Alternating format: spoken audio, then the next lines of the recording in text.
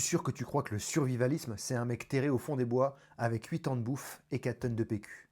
Spoiler, t'as tout faux. Au début du XXe, il y a un marin, il s'appelle Georges Hébert, et il assiste à une catastrophe naturelle.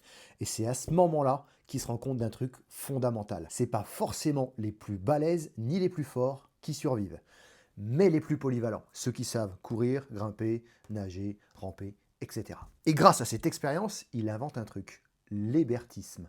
Il s'est pas trop foulé pour le nom, mais le concept est top. Il accompagne son projet de sa meilleure punchline. Être fort pour être utile.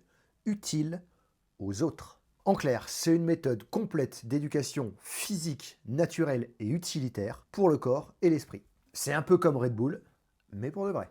Le concept, il est parfait, mais a priori, pas pour l'époque. On lui dit par exemple que son truc, c'est pas sérieux du tout, contrairement à l'athlétisme et la gymnastique par exemple, bien cadré avec un podium et des médailles. Mais Hébert, lui, il s'en tape du podium, il s'en tape des médailles. Son but à lui, c'est d'être utile quand ça chauffe. Le gars, il va démarcher les militaires et les écoles. Et là, ça prend. Boum! Il y a des générations entières d'explorateurs, de militaires et de gamins qui se mettent à bouger à la Hébert. Alors, il y a une citation qui dit que les temps difficiles forgent des hommes forts, que ces hommes forts forgent un temps de paix et que ce temps de paix engendre des hommes faibles parce que les temps sont faciles. Alors qu'en réalité, c'est plutôt un état d'esprit. Le même état d'esprit qui va tuer l'hébertisme.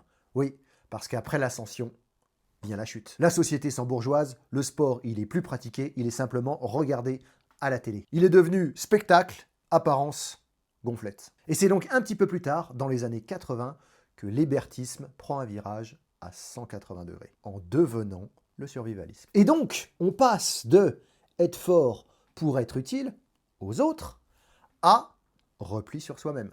Et donc, ciao les autres. Le survivalisme manque donc l'essentiel, parce qu'on a les techniques, on a les méthodes et on a le cerveau. On est donc fort, mais fort tout seul, et donc plus utile. Alors que pourtant, en 2025, si tu regardes bien, on a les parcs sportifs, les parcs de street workout, on a même les courses comme par exemple la Spartan Race. Et ça, c'est du copier-coller de la méthode d'Hébert. Moralité, son truc avait du sens hier, mais il en a encore plus aujourd'hui. Et ça peut s'apprendre très simplement, en donnant du sens à son quotidien par exemple, et en apprenant à vivre en harmonie avec son environnement, tout en créant plus de liens avec les humains et en les renforçant. Parce qu'être fort pour être utile, c'est peut-être la vraie seule façon de s'entraîner.